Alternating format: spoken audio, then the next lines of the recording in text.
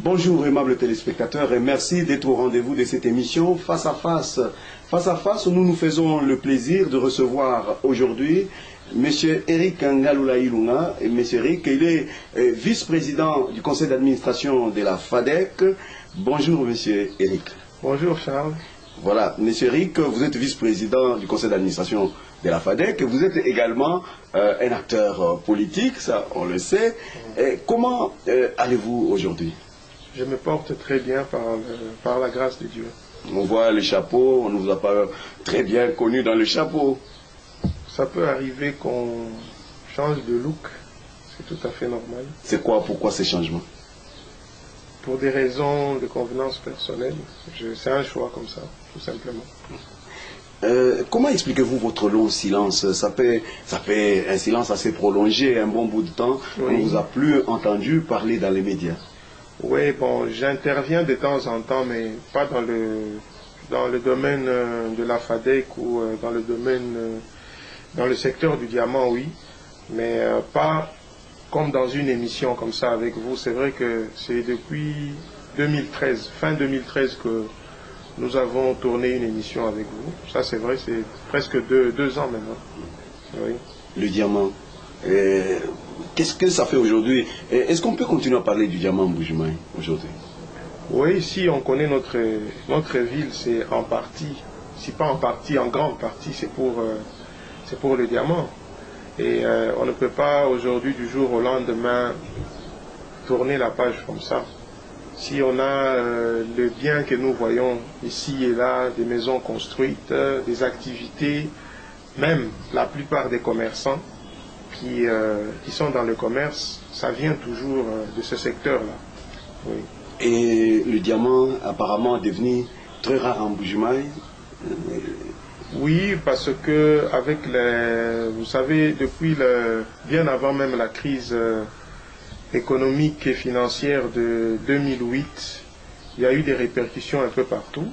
Et vous savez que la grande société minière Namiba, aujourd'hui, c'est un éléphant qui est mort, vous le savez très bien, et nécessairement il y a des répercussions au niveau économique, il y a rareté, et puis il y a eu beaucoup de déplacements vers les autres provinces, vers Kinshasa, vers le Katanga, ce qui fait que les gens ne sont plus tellement concentrés dans ce domaine-là. Alors, ça explique qu'il y ait des conséquences, qu'il y ait des raretés et tout ça. C'est ça. Vous avez parlé de l'Amiba, vous dites éléphant mort, donc vous décrétez carrément. Il y avait des gens qui continuent à avoir de l'espoir que l'Amiba va ressusciter, va en fait retrouver ses formes, mais vous parlez d'éléphant mort. Oui, jusque-là, c'est un éléphant mort. Dans l'avenir, on peut être optimiste, on peut espérer que ça va se mettre debout, mais ça fait maintenant presque plus de 5 ans il faut être sérieux pour dire le contraire. Il faut être sérieux, je veux dire, il y a un constat, ça ne tourne pas tel que ça tournait il y a 5, 10 ans, 20 ans de cela. Oui. Mais là-bas, il y a eu à un moment un petit combat de leadership où on a évincé le directeur général qui était là-bas, l'ingénieur Kazalima Bika, oui, par le conseil d'administration. Il s'en est suivi quelque chose. Et maintenant, aujourd'hui, ceux qui gèrent sont en fait des gens provisoires. Oui. Est-ce que cela peut permettre un espoir? Bon, tout ce qui arrive aujourd'hui, c'est un problème de... C'est les conséquences lorsque l'État n'accomplit pas bien sa mission. C'est-à-dire, vous voyez les investisseurs pour qu'ils viennent. Les investisseurs, ce sont des gibiers peureux. Pour qu'ils viennent quelque part, il faut que l'État puisse les rassurer juridiquement et judiciairement. Vous voyez, aujourd'hui, tout ce qu'il faut pour que ces sociétés puissent se relever, il faudrait que des grands investisseurs puissent venir et qu'ils trouvent que chez nous, il y a du sérieux. Vous voyez, chez nous, pour que les gens viennent ici, ils savent très bien que, quand je dis chez nous, je parle du Congo. Vous voyez, je parle du Grand Congo, je ne parle pas de la province du Kasaï oriental. Ici, je parle du Congo. Des grands investisseurs viennent et tout de suite, ils viennent pour tirer profit et ils partent directement.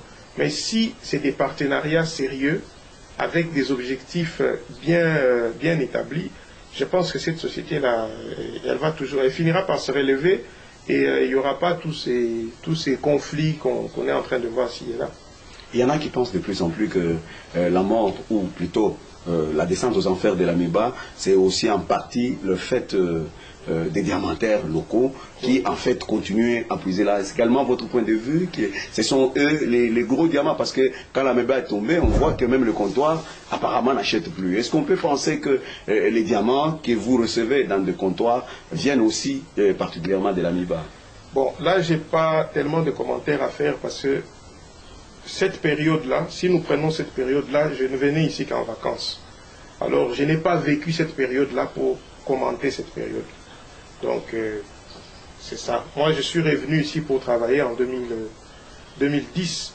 Et quand l'Amiba a arrêté de fonctionner, c'était en 2008. Quand je suis revenu, les activités n'avaient pas encore repris. Et je ne peux pas commenter une période où je n'étais pas ici. Vous êtes toujours vice-président de la FADEC? Oui, je le suis toujours. Votre travail, comment se porte aujourd'hui la FADEC? La FADEC se porte très bien.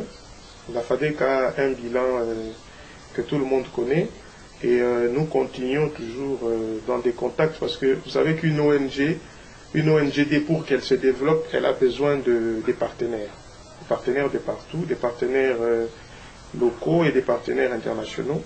Et nous continuons, nous avons nos actions que nous faisons, même si tout n'est pas diffusé à la télé ou à la radio, mais nous continuons, ça fait plus de 15 ans que nous sommes dans ces activités-là. Elle se porte très bien, la FADEC. L'année passée, la FADEC avait organisé une assemblée générale, on a vu les images à la télé, on en a beaucoup parlé, on a commenté, mais cette fois-ci, apparemment, visiblement, il n'y a pas eu d'assemblée générale. Pourquoi? Bon, cette question-là, je ne sais pas encore les raisons pour lesquelles l'assemblée générale de cette année n'a pas eu lieu. Mais dans le futur, dans un avenir, je pourrais vous répondre à cette question-là. Monsieur Eric Ngalula, vous êtes donc encore candidat à la députation provinciale, on peut penser comme ça?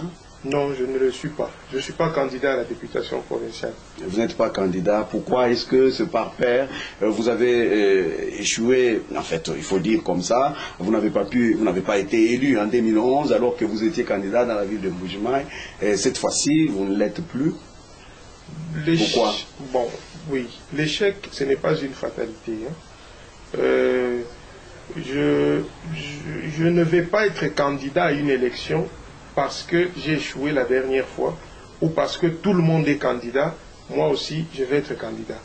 Moi, je mène la lutte politique par conviction. Je ne me plonge pas dans une piscine parce que je vois tout le monde se mettre dedans. Donc, c'est pour des raisons personnelles et je ne suis pas candidat à ces élections provinciales. C'est vrai, vous n'êtes pas candidat, mais néanmoins, vous avez changé, un changement spectaculaire des partis politiques. Vous avez adhéré à l'UDPS. Oui. Peut-on connaître les raisons? Je me suis rendu compte, parce que dans la vie, il n'y a que des idiots qui ne changent pas d'avis. Je me suis rendu compte que l'UDPS, c'est le parti du peuple. Alors, c'est le parti qui lutte pour l'intérêt du peuple congolais. Parce que si vous prenez la lettre de 13 parlementaires, vous verrez tout de suite que les revendications dans cette lettre-là sont valables jusqu'aujourd'hui. Quand vous lisez cette lettre, vous vous rendez compte que c'est comme si on l'avait écrit il y a 2 jours, il y a 1 mois, il y a 6 mois. Alors, l'adhésion dans un parti, nous sommes en démocratie, elle est libre. Elle est libre et on adhère librement, on quitte librement. Et j'ai choisi maintenant de m'engager, de faire ma lutte politique dans l'Union pour la démocratie et le progrès social. Dans plus ou moins 5 ans, vous avez changé, vous êtes parti du PPRD, vous adhériez au PPRD avec autant de fanfares, autant de bruit. Oui. On l'a entendu sur toute la ville. Et puis maintenant, vous adhérez à l'UDPS. Pourquoi ces changements brusques? Et puis, on peut dire à 90 degrés, parce qu'on voit UDPS, PPRD, souvent ça a été toujours des pôles très opposés. Ces changements s'expliquent comment? Une inconstance? Comment est-ce que vous expliquez des choses comme ça? Pas du tout. Nos amis du PPRD, le PPRD est un grand parti de ce pays. On ne va pas dire le contraire. En 2010, quand je suis arrivé ici, c'est librement, comme je viens de vous donner, je vous ai donné la réponse, j'ai adhéré librement parce que j'ai pensé que je pouvais mener mon combat politique dans le PPRD. Mais j'ai remarqué, honnêtement, ça je vous dis, j'ai remarqué que la démocratie n'était pas tellement, ou la liberté n'était pas tellement ancrée. Vous voyez, j'aime être libre, hein, j'aime m'émouvoir. Vous voyez, j'aime être libre dans ce que je fais. Et pas dans un mauvais sens. C'est pour ça, si on fait chemin ensemble et que je vois à un moment donné que ça ne va pas, on part librement parce qu'on n'est plus d'accord. Ça, c'est pas un problème d'inconstance. C'est la liberté fondamentale qui nous garantit ça. C'est pas du tout l'inconstance politique parce que je ne suis pas ici pour citer des noms ou donner des exemples. Vous connaissez consciemment que tout le monde le fait. C'est le commun de mortels. Ça, c'est pas du tout gravissime. Absolument pas. Vous avez adhéré un peu après oui. Le PDG, Ogi Louenchibouila, votre père, oui. Qui avait adhéré à l'époque aussi au PPRD. Nous, on pensait que vous avez suivi son exemple en adhérant au PPRD. Est-ce que c'était lui qui vous avait influencé? Bon, qu'on dise ça comme on veut, mais c'est vrai que les périodes ont coïncidé. J'ai adhéré à peu près une semaine après lui, ou 2 semaines, ou une semaine avant, je ne me rappelle plus trop bien. Mais c'est un passé qui est derrière nous déjà, et je m'assume, et voilà, je viens de vous donner les raisons pour lesquelles j'ai quitté. On sait que lui, il est candidat sur la liste de l'ULDC. Oui. Pourquoi vous n'êtes plus ensemble? Est-ce que ceci ne va pas poser un problème au niveau de la famille? Non, pas du tout. Vous savez que dans une famille, vous pouvez avoir, Charles, vous êtes père de famille, vous pouvez avoir, vous êtes supporter de Sangaba Lende. Madame supporte, elle supporte Haïlaïs Bantou, les enfants supportent Mazembe. Mais cela n'influence en rien négativement votre unité familiale. Vous comprenez? J'ai mes convictions à moi, lui il a ses convictions, que je respecte. Et voilà, qu'on respecte aussi mon opinion, mon point de vue, c'est tout ce que je demande. Est-ce que vous ne pensez pas, il y a des gens qui inclinent à croire que c'est parce que vous n'avez pas, parce qu'à un moment on a parlé même de votre éventuelle nomination, par exemple au niveau des institutions provinciales, à l'exécutif provincial, votre nom a circulé dans certains milieux, on a dit qu'on allait vous donner certaines responsabilités. Est-ce que ce n'est pas la frustration parce qu'on ne nous a pas donné ces responsabilités que maintenant vous prenez carrément le pôle opposé? Pourquoi je veux me frustrer? Pourquoi? Parce que j'ai un travail, j'ai une rémunération à la fin de chaque mois.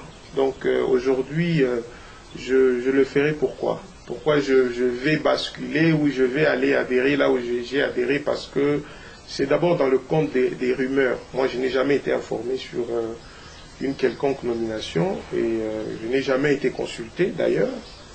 Donc c'est librement, en tant que citoyen libre. Vous savez que la rumeur, on ne se nourrit pas de la rumeur. Monsieur Rick Naloula, vous êtes jeune, oui. Vous avez battu campagne en 2011, en fait avec comme message principal la jeunesse. Vous vouliez représenter la jeunesse dans les institutions à l'époque. Oui. Aujourd'hui, on ne vous entend on vous entend à peine parler encore de jeunesse. C'était juste un opportunisme, juste parler de la jeunesse parce qu'en période de campagne, après, on ne vous a plus entendu. Sinon, qu'est-ce que vous faites pour les jeunes? Les quelques jeunes qui m'ont consulté et que j'ai consulté savent ce que j'ai pu faire pour eux. Mais ce que je vais dire en ce moment, c'est un problème de conscience. Nos frères, hein, la jeunesse congolaise et kassaïenne est trop clochardisée. Vous pouvez échanger sur deux points de vue, vous pouvez vous mettre ensemble et débattre. On vous montre comme si on est d'accord avec vous, et derrière le dos, il y a un peu beaucoup de double face, si on peut dire. Alors j'ai préféré prendre de recul, et je vais continuer, ça c'est mon combat de tous les jours, je vais continuer. Ce n'était pas de l'opportunisme, je vais continuer, mais autrement. Je vais continuer ce travail-là, mais autrement. À l'époque, votre souci, c'était que la jeunesse soit entendue dans les institutions, qu'elle ait des représentants dans les institutions. Oui. Ça n'a pas été fait, vous pensez? Ou à l'époque, il y en a quand même qui ont pu faire en tant que jeunes? Bon, vous savez, lorsqu'on mène un combat, on peut tomber quelque part et se relever après. Mon souci était qu'on puisse savoir, pas seulement moi, même les autres jeunes qui étaient sur des autres listes de partis, qu'on puisse avoir des représentants au niveau national, au niveau provincial. En 2012 aussi, il y avait eu élection, mais vous savez les conditions dans lesquelles les élections se sont déroulées en 2011, même si on faisait un effort pour avoir des élus jeunes, mais il y a eu plus de députés, excusez-moi, nommés qu'élus. Vous le savez très bien. Donc ça n'allait quand même pas aboutir. Parce que les paramètres qui étaient là ne permettaient pas qu'on puisse avoir des élus. Donc il y a beaucoup de choses, il y a à boire et à manger là-dedans. Vous avez décrié tout à l'heure le comportement des jeunes. Vous dites qu'ils sont clochardisés par qui? Par nous, les hommes politiques. Nous, je ne mets pas les autres, nous tous, on les clochardise. Vous avez des intellectuels qui vous donnent sa parole, qui vous dit, voilà, ce que vous pensez là c'est bien, nous allons faire comme ci, comme ça, mais pour 5 000 francs, 4 000 francs, 10 000 francs, après on dit autre chose, après c'est ça, mais on devra beaucoup plus à partir de maintenant travailler sur la conscience de ces jeunes-là. Autant mieux avoir une petite quantité qui a beaucoup de qualité qu'une grande quantité qui n'a pas de qualité. Travailler sur la conscience, comment vous imaginez ce travail-là? Maintenant, au niveau de notre pays, quand vous regardez Kinshasa par exemple, Lubumbashi, Mbujima, et vous comparez, vous sentez qu'il y a quelque chose qui ne va pas.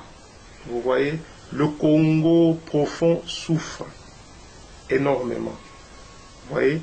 Et pour changer ça, il faut prendre conscience que nous devons donner la chance aussi à ceux qui n'ont pas été aux affaires, voir aussi ce qu'ils peuvent faire.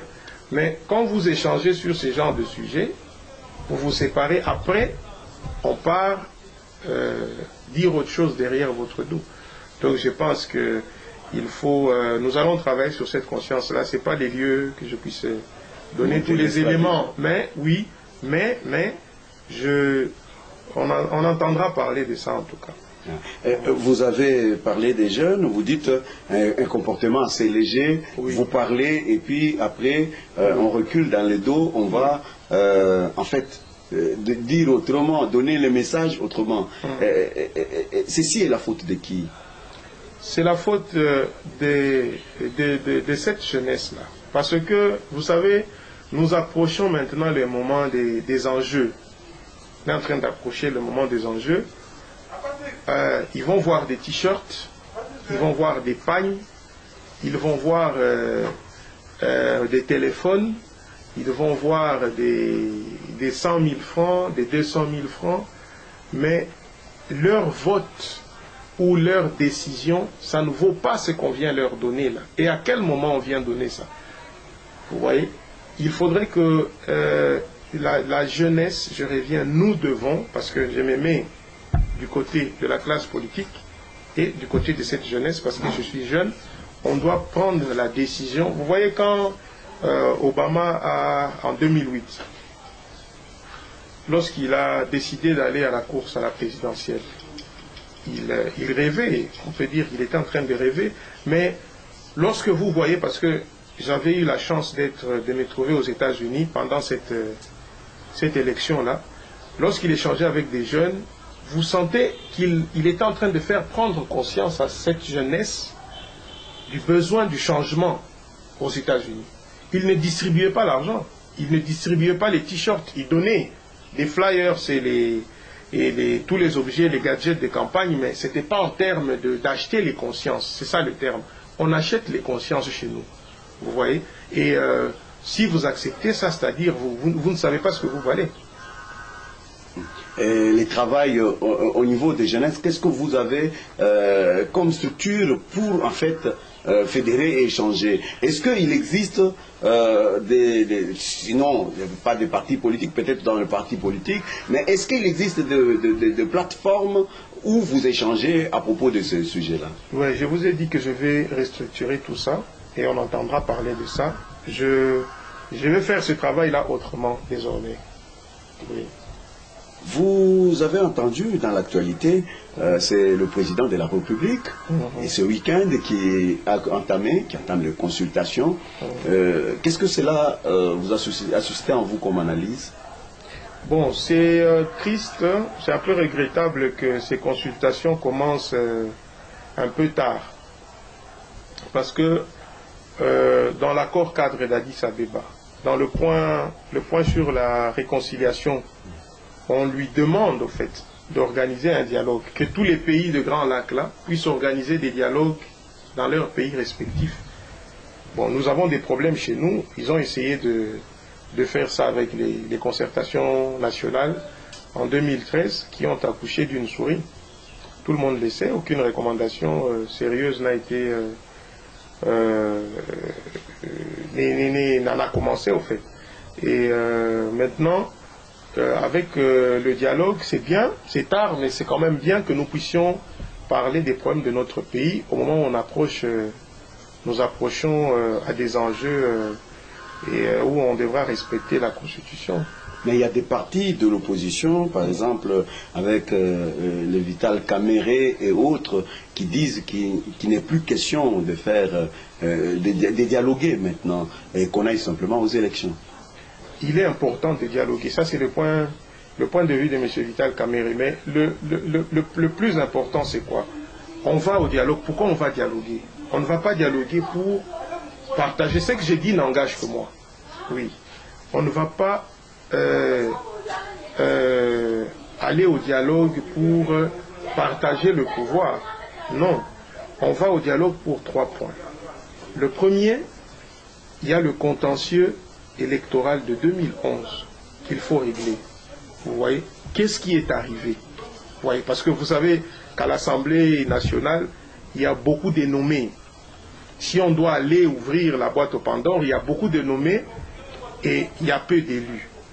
Or, la population a voté d'autres personnes et on nous a nommé des députés.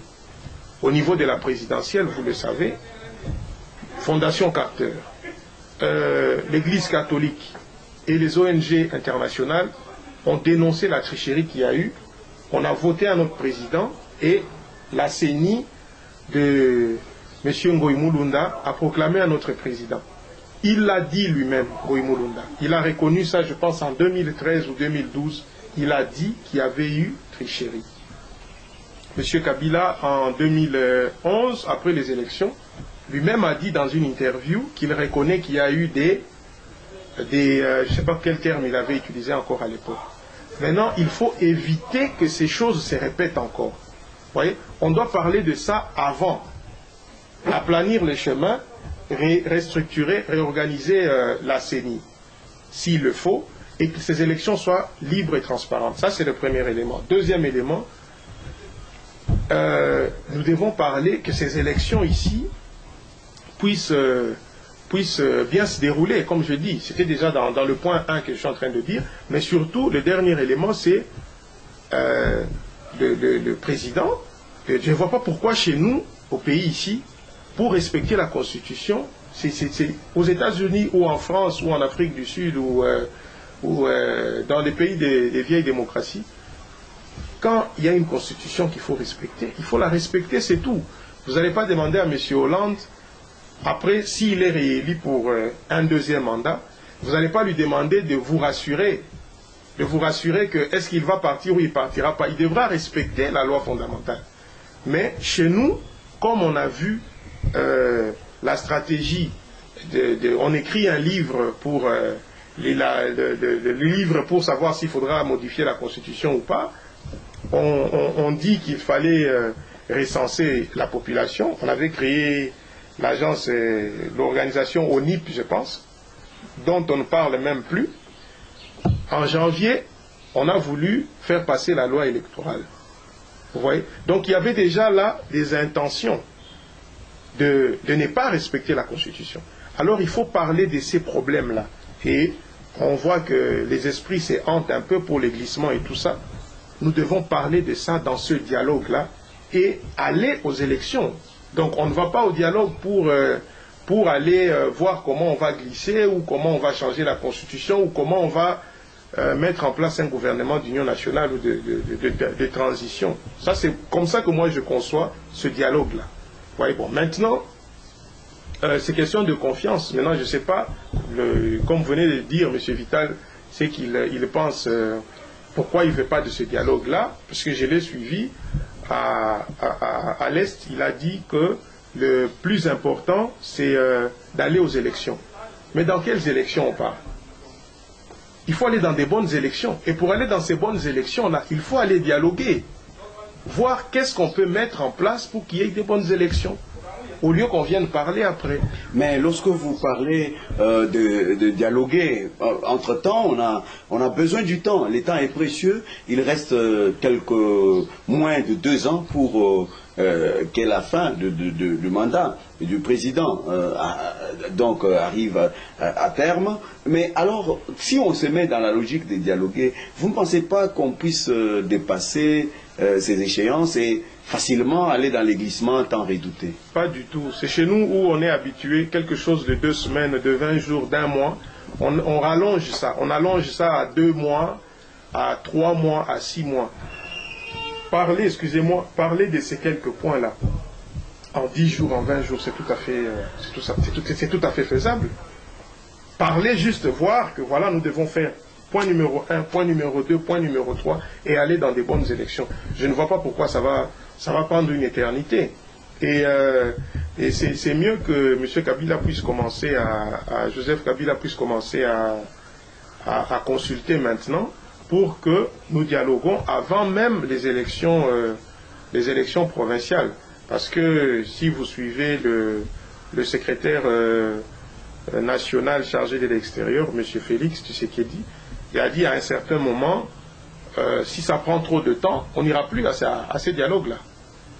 Vous voyez? Donc, il faudrait qu'on les fasse avant. Et je ne vois pas d'obstacle, on doit le faire chez nous, à Kinshasa. Je ne vois pas pourquoi les Congolais doivent toujours parler à l'extérieur et sous la médiation de M.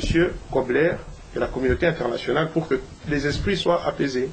Vous parlez des contentieux électoraux de 2011, oui. On est déjà en 2015, bientôt 2016. Est-ce que ce n'est pas vraiment irréaliste que de vouloir parler encore contentieux électoral? C'est pour changer quoi? Non, pour améliorer l'avenir, pour que les erreurs du passé ne puissent pas se répéter. Parce que maintenant, si on va encore dans des élections où on ne parle pas au préalable, il y aura encore des dégâts. On va encore nous nommer des députés, qu'on laisse la population s'exprimer librement. En France, par exemple, lorsque la droite, avant que Sarkozy ne vienne au pouvoir, la droite avait déjà fait 12 ans au pouvoir avec Chirac. Sarkozy est venu, toujours de la droite. Après, le peuple français a sanctionné. Hollande, il est du Parti Socialiste. Il est au pouvoir. S'il fait un deuxième mandat ou pas, si les autres reviennent, ainsi va la démocratie. Ce pays appartient à tous les Congolais. Il n'y a pas de gens qui doivent prendre ce pays en otage. Ça appartient à vous, Charles, ça m'appartient, et ça appartient à tout Congolais. On sent vraiment qu'il y a eu entre-temps beaucoup de changements en vous. Dans d'autres émissions, quand vous parliez du président Kabila, c'était avec beaucoup de respect, je dis. Et maintenant, on sent que vous êtes très déliés. Vous parlez de manière assez... Enfin, très autonome, vous les citez aussi facilement. Dites-nous qu'est-ce qui a changé, parce qu'à l'époque, vous tendiez à nous faire comprendre qu'il est jeune comme vous, et qu'il était pour la promotion de la jeunesse. Mais aujourd'hui, vous adhérez à l'UDPS, il y a beaucoup de vieux, et tout ça. Qu'est-ce qui a en fait changé concrètement, vous? Est-ce qu'un parti, c'est pas en termes d'âge? Ce n'est pas en termes d'âge, un parti. Ça, c'est ce que j'ai cru en 2010, 2011. Mais les choses changent. Les choses peuvent changer, ça c'est comme ça. Et c'est chez nous où on a cette conception de la chose, où on essaye de nous faire croire. Dans d'autres pays, Mandela, c'est un grand monsieur, un grand personnage. Mais les Sud-Africains, même les plus petits, l'appellent Nelson Mandela. Ça, c'est son nom.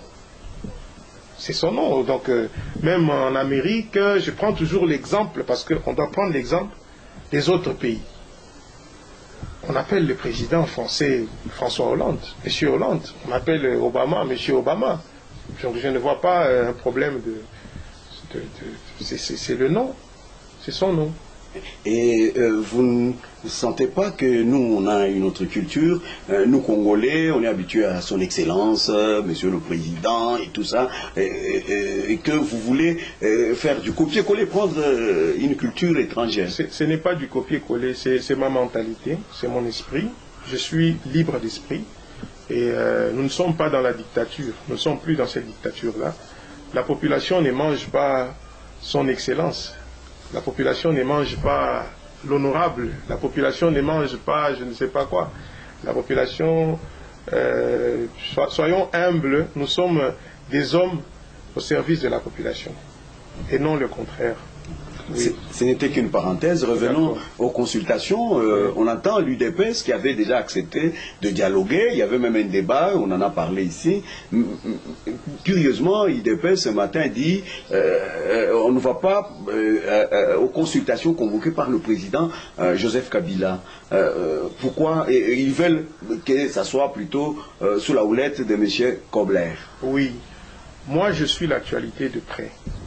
Nous sommes restés logiques. Quand je dis ils, donc c'est le comité au niveau de Kinshasa, ils avaient dit à l'émissaire du président, M. Kalev. Oui, M. Kalev, que voici notre feuille de route, parce qu'il était allé à l'imiter, dire que le président a besoin de connaître votre cahier de charge. Est-ce que vous pouvez remettre votre cahier de charge? C'était un samedi, disait-il. Le lundi, M. Kalev est venu. On lui a remis la feuille de route de l'UDPS. Il leur a dit, est-ce que vous allez venir en consultation avant que nous puissions aller au dialogue? Ils lui ont répondu, non. Nous allons juste voir si c'est faisable. On va directement nous engager dans les pourparlers. Donc ils sont restés logiques. Ils sont restés logiques. Et la seule chose qu'ils ont dite, c'est comme vous venez de dire, c'est M. Kobler qui doit faire ce travail-là. Écouter les uns et les autres et mettre leur point de vue en commun. Parce que vous savez chez nous comment les choses se passent. Mais pourtant, c'est une affaire qui concerne le Congolais. On peut se parler entre Congolais. On ne se fait pas confiance. Les Congolais, nous ne nous faisons pas confiance. C'est mieux qu'il y ait un médiateur au milieu. Bon, on peut dire M. Kobler, mais moi, personnellement, ça n'engage que moi ce que je veux dire. Il peut y avoir un autre médiateur. Là n'est pas le problème, mais c'est parce qu'on ne se fait pas confiance chez nous. Et est-ce que c'est nécessaire dans un pays comme le nôtre, avant d'aller tout le temps dans des élections, on doit se parler? C'est parce qu'il n'y a pas de confiance, comme je dis. Dans un pays normal, comme au Nigeria, est-ce que pour que M. Buhari pour qu'ils puissent aller aux élections avec Goodluck Jonathan, est-ce qu'il y avait un dialogue? C'est la démocratie, elle est comme ça. Il faut savoir respecter les textes. lorsqu'on arrive à l'approche des élections. On va aux élections dans des bonnes conditions. Mais comme chez nous, nous sommes un pays, il faut le dire, post-conflit, on peut tout le temps, à tout moment, échanger, mais ça ne va pas s'éterniser comme ça. Mais si l'IDPS ne va pas aux consultations avec le président, qu'est-ce que ça va donner? Quelle sera la solution? Parce qu'ils risquent de récupérer ceux qui seront là et ils vont peut-être discuter sur l'agenda, le calendrier de ces dialogues, et ça sera sans l'IDPS en ce moment-là. Moi, le vœu de mon cœur, c'est que l'IDPS puisse participer au dialogue, parce que c'est pas M. Joseph Kabila qui veut de ce dialogue-là. Je vous ai dit ici, c'est l'accord cadre d'Addis Abeba. Dans son point sur, je crois, le 3e ou 4e point, je ne me rappelle plus très bien, on parle de la réconciliation. Vous voyez, c'est pour tous les Congolais et les Congolaises. Tous les partis doivent se mettre ensemble et aplanir, même si les divergences restent, mais nous arrangeons, nous balisons le chemin. Vous parliez de l'accord dans, je crois, dans l'article 14 bis ou quelque chose, ou B, il est question de faire les dialogues et de restructurer les institutions. Oui. Vous pensez qu'il est temps maintenant, après, dans ce délai qui reste pour les élections, est-ce que vous pensez qu'il est temps qu'on puisse faire cette restructuration des institutions? Bon, il y a la continuité de l'État, on peut le faire après. Ça, on peut le faire après. Ce qui est plus important maintenant, je vous dis, c'est rassurer tout le monde qu'on va dans des bonnes élections. Et pour cela, nous devons parler de ça avant qu'il ne soit trop tard. C'est très important ça. Et nous devons avoir des assurances que la Constitution sera respectée, que les 19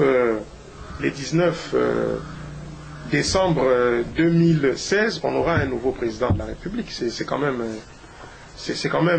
important parce qu'on est inquiet. Est-ce que comme vous êtes là, vous êtes rassuré? Bien que ce n'est pas moi qui pose des questions, est-ce que vous êtes rassuré? Oui, vous avez parlé longuement de ces élections. Il y a 2 pots de candidature. On a vu la prolongation. On a prolongé, d'abord c'était jusqu'au 5, la fin de dépôt. On a augmenté 20 jours. On en a augmenté encore 15, ou plutôt 5. Comment voyez-vous tout ça? Est-ce que c'est une tergiversation, une hésitation par rapport aux élections? À mon avis, je peux me tromper, mais c'est ce que je viens de vous dire là maintenant. Les gens, ils se disent qu'ils vont aller dans des histoires bâclées, boutiquées d'avance. Vous voyez, il n'y a pas d'engouement. Si vous remarquez, depuis ils avaient ouvert leur bureau de réception et de traitement des candidatures le 15 avril. Nous sommes aujourd'hui le 30, à peu près 1 mois et 2 semaines. À Kinshasa, on m'a dit que dans les Mont-en-Bas, dans la circonscription du Mont-en-Bas, il n'y a presque pas de candidats qui vont, il n'y a pas d'engouement. C'est-à-dire qu'il y a quelque chose. Et pour rassurer les gens, il faut parler. On doit se mettre autour d'une table et parler. C'est pour ça que ça justifie. Ils voient que les gens ne sont pas intéressés. Et on dit que la loi sur la délimitation pour les locales, les urbaines et le municipal, la loi n'est pas encore prête, le gouvernement ne l'a pas déposée. Qu'est-ce que cela vous fait à vous comme commentaire? Est-ce que d'abord le peuple a besoin de ces élections-là maintenant? Les locales, municipales, urbaines, est-ce qu'on a besoin de ça maintenant? Ça changerait quoi? Ce n'est pas une urgence. Moi, j'ai suivi monsieur l'honorable Christophe Lutundula à maintes reprises. Il a parlé de ça. Il est de la majorité. C'est pas une urgence, ça. On peut le mettre après. La priorité, c'est la présidentielle et les législatives nationales. Travaillons sur ça. Voilà. Il y en a qui pensent que le pouvoir, c'est à la base. Ça pourrait booster. C'est-à-dire, quand on a des communes bien gérées, des secteurs qui sont bien gérés, c'est là que ça peut bien commencer. Ça fait longtemps que le pouvoir, on ne voit que les sommets. Mais pourquoi on n'a pas commencé ça depuis 2007? Après les élections de 2006. On devait organiser alors les élections. Pourquoi il y a cet empressement-là? Il faut vraiment faire ça maintenant. Il n'est jamais tard pour mieux faire. Non. Si on a attendu presque 10 ans, je pense qu'on peut attendre 2 ou 3 ans pour faire ça après. Personne ne va en mourir. Le découpage, on en parle encore. De plus en plus, il y a la loi de programmation. Les commissions devaient se déployer déjà, on les a nommées.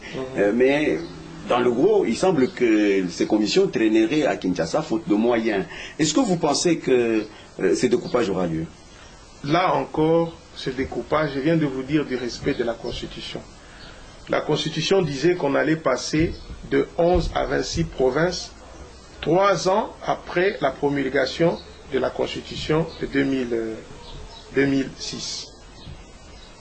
Maintenant, on se réveille un beau matin, on dit découpage, décentralisation. C'est bien beau, mais est-ce qu'on a des moyens pour passer de 11 à 26 provinces? On va bloquer ce pays pour rien. On pouvait commencer avec des provinces tests, ou une province test telle que Mobutu l'avait fait dans le Kivu, je pense. Mais on veut aller directement avec 6. Dites-moi, quelque part comme à l'Équateur, par exemple, vous avez des coins comme ça où il y a que la brousse. C'est quel jour qu'on va aller installer les élus là-bas? Les bâtiments, la logistique pour administrer ces entités-là. Ça, c'est la Constitution, il faut la respecter. Je suis un légaliste, mais en ce moment ici, on va commencer à mettre cette machine-là en marche. Je pense qu'il y aura blocage à un certain moment, parce qu'il n'y a pas d'argent. Où est-ce qu'on va trouver cet argent-là pour installer les nouvelles provinces? Dites-moi, c'est où qu'on va trouver cet argent? Il y a eu le temps pour faire des économies, pour passer à ces nouvelles provinces. On n'en parlait même pas. Et maintenant que nous sommes à 16, 17, 18 mois des élections présidentielles, moi je pense qu'on doit parler de ça au dialogue aussi. Pourquoi il y a cet empressement-là d'aller directement comme ça au découpage, même s'il est constitutionnel? Lorsque vous dites qu'il n'y a pas d'argent, il y a le conseiller du chef de l'État en matière de lutte contre la corruption, Nzolo Bambi, qui a dit qu'il y a plus ou moins 15 milliards par année qui s'évadent des régies financières qui ne sont pas retrouvées. Est-ce que vous pensez qu'il n'y a pas réellement d'argent ou l'argent n'est pas bien canalisé au Congo? Je vous ai dit au début qu'on n'a pas d'État chez nous. Je pèse bien mes mots. Dans ce pays, vous voyez entre parenthèses, vous voyez ce qui se passe à l'est de notre pays. Des rebelles, des hommes armés qui viennent, qui entrent comme ça, qui sortent. Le monsieur qui a essayé de faire le coup d'État au Burundi, quand il est allé, je pense, en Ouganda, il dit que j'ai des hommes un peu partout, même en RDC, j'ai des hommes là-bas. Donc vous voyez que chez nous, il y a un problème il n'y a pas d'État chez nous. Là, les attributs de l'État, nous n'en avons pas. Ça, je ferme la parenthèse. Concernant le problème de cette évasion fiscale, on peut dire, ou des fonds, depuis longtemps, pourquoi on n'en parlait pas? Pourquoi on n'en parlait pas? Pourquoi on se réveille un bon matin et on commence à parler que voilà, il y a l'argent, mais ça sort du pays et tout ça d'une manière clandestine ou quoi que ce soit? Je pense ici que pour le découpage, c'est constitutionnel. Moi, je suis un légaliste, mais ce n'est pas le moment. Il y a eu le temps pour faire ça, pour préparer ce chemin-là. Ouais. Et aujourd'hui, on veut aller dans la précipitation. Vous aurez des groupements, des groupements qui vont se retrouver à cheval entre telle province et telle autre province. On pouvait y aller lentement, faire ces commissions-là. Pourquoi on crée ces commissions-là maintenant? Pourquoi pas en 2007, 2008, 2009? Pourquoi c'est maintenant? Ouais. Moi, je pense que la Constitution, elle est là, mais il y a la continuité de l'État. Les autres animateurs qui vont venir après peuvent continuer ce travail-là. Ce n'est pas dit que ceux qui sont là, c'est seulement eux qui doivent faire ça, non. Alors, vous êtes là, vous n'êtes pas candidat, vous l'avez dit, du moins pour le provincial. Est-ce que c'est parce que on vous a critiqué en 2011 d'avoir un peu fait ombrage ou concurrencé Monsieur Ogi Lunga, votre père, dans la même circonscription, que maintenant vous êtes résolu à renoncer à ça? Bon, c'est vrai que dans la stratégie, moi j'ai toujours été honnête. Dans la stratégie, ça n'avait pas été une bonne stratégie de concourir dans la même circonscription électorale en 2011 à Mbuji-Mayi. J'ai tiré les conséquences de ça. C'est l'émiettement des voix et de l'électorat. C'est pas ça la raison. Si je voulais vraiment être candidat, je pouvais aller chez nous. Vous connaissez, je suis de Loupatapata. Je pouvais. Vous êtes connu là-bas? Ceux qu'on a voté, ceux qu'on a nommés, ceux qu'on a votés en 2006, la plupart 2011, ils étaient connus là-bas. Non, tu bats campagne, tu prépares ton terrain. C'est en ces termes-là. Ça, c'est pas là le problème. Mais c'est comme je vous dis, j'ai fait les choses par conviction. Je ne vais pas dans des élections parce que tout le monde y va. Vous avez des gens, vous avez vu, je respecte tous les autres candidats, mais il y en a, ils y vont parce qu'on voit Charles est parti, moi aussi je vais partir. Or, dans la vie, ce n'est pas comme ça. Aux élections provinciales, je ne suis pas candidat à la députation provinciale, ni suppléant de qui que ce soit. Est-ce que vous faites quelle analyse de ce diamantaire? On voit de plus en plus plein de diamantaires en Mbuji-Mayi qui se sont fait candidats. Qu'est-ce que cela vous a suscité en vous comme analyse? On est en démocratie. Je vois aussi des journalistes qui sont des candidats. Je vois des commerçants qui sont candidats. Je vois des médecins qui sont candidats. Les diamantaires aussi veulent être des candidats. C'est la population qui va élire. Tout le monde peut être candidat, mais c'est la population qui va élire. Et je souhaite franchement une bonne chance à tous mes collègues diamantaires, parce que je suis aussi diamantaire. Que la campagne soit, bien que ce n'est pas la campagne, mais au moment venu, que ça soit apaisé. C'est une confrontation des idées. Ce ne sont pas des injures, ce ne sont pas des attaques personnelles ou quoi que ce soit, mais bonne chance et voilà. Et la manière d'élire de Kassaïen, quelque chose à dire là-dessus? Est-ce que vous pensez qu'ils font toujours le bon choix? Les Kassaïens, bon, je m'abstiens à faire un commentaire là-dessus, mais peut-être la prochaine fois on va en parler. Voilà. Vous-même, vous réservez peut-être encore une fois pour les nationales, ce que je sens quand vous dites, vous avec insistance, que vous n'êtes pas partant pour ces élections, et bien sûr, apparemment, pour le provincial et pour les nationales, la députation. La politique, elle est dynamique, hein. Elle change à tout moment. Je suis combattant, parce que c'est quand même important que je vous dise ça. Vous savez quand est-ce que je suis devenu combattant dans l'IDPS? Non, si vous pouvez nous le dire. Juin 2013. Est-ce qu'il y avait un enjeu quand je suis allé en juin 2013 voir les présidents élus, démocratiquement élus, Étienne Tshisekedi? Est-ce que il y avait des enjeux en 2013? À ma connaissance, non. À ma connaissance, non. Donc c'est pour vous dire, mais j'ai juste officialisé, c'est que beaucoup de gens ne savent pas. Est-ce que vous connaissez le nom et les adresses de tous les combattants de l'UDPS ou de tous les sympathisants des autres partis? Vous les connaissez? J'ai juste officialisé, j'ai voulu apporter mon soutien officiellement à mes candidats, les candidats que je vais soutenir dans ces élections provinciales. C'est tout. Je suis allé les accompagner. 2013, c'est il y a 2 ans. Est-ce que vous êtes vraiment sincère? Votre propre père est candidat sur une autre liste. Oui. Vous allez soutenir les candidats de l'UDPS alors que votre père est candidat sur une autre liste de l'ULDC. Mais c'est la démocratie. Il a choisi d'être dans l'ULDC. Il est dans la liste de l'ULDC. Moi, j'ai choisi mes amis que je suis allé accompagner. Je pense qu'ils respectent mon choix. Moi aussi, je respecte son choix. Et voilà, il n'y a pas d'incompatibilité. Vous ne pensez pas qu'il puisse mal le prendre? Pas du tout.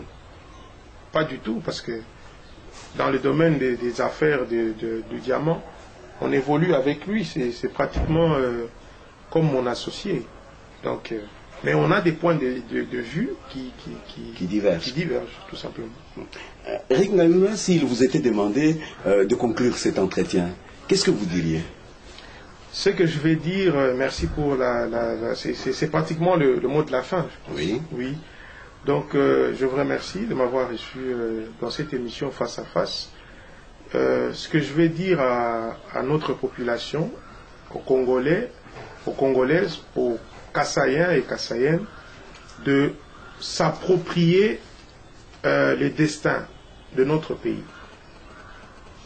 En allant dans ces élections provinciales d'abord, et présidentielles et législatives nationales, et les autres, que nous puissions réellement élire des personnes qui vont changer le bien-être de notre pays.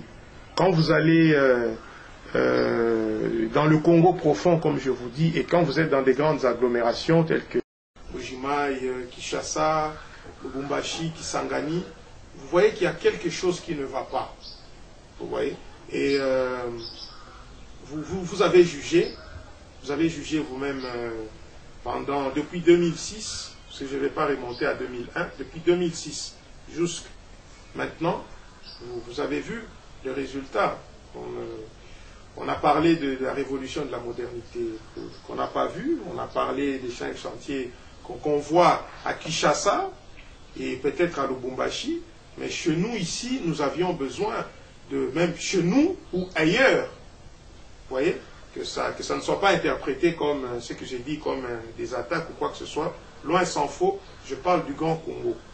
Alors pour ça, nous devons élire des personnes qui, pas les attaques personnelles, des personnes qui ont des projets de société, des personnes qui ont des idées, et nous allons aller en confrontation avec ces idées-là, pas entre les individus.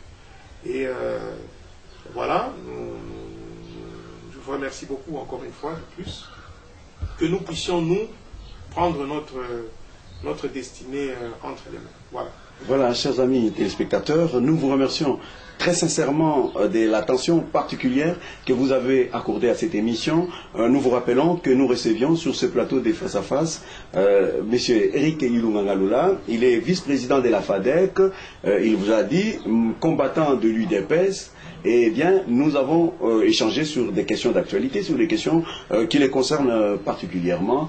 Donc, je vous remercie pour votre particulière attention. Je remercie également Franck Tchola, celui-là même qui a réalisé cette émission. Nous espérons vous retrouver donc dans 7 jours pour un autre numéro de cette émission Face à Face. Merci beaucoup, monsieur. Okay. Merci, ça. Merci.